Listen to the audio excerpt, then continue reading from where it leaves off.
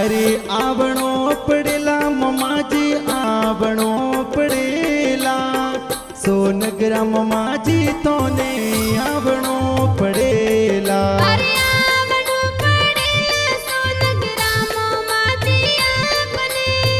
गावे कंसारी में कने आवणो पड़ेला अरे नगजी जी सांबड़ बुआजिर डीले आप रामिया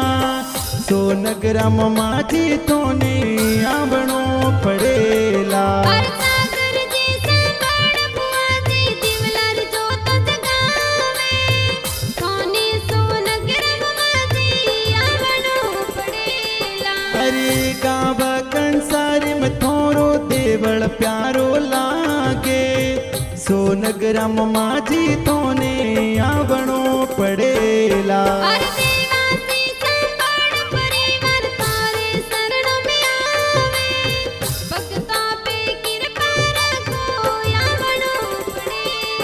अरे सवराटा में दिन सदिवासी भजन अपर बनावे जे मोमा जी स्टूडियो में भजन बाजे।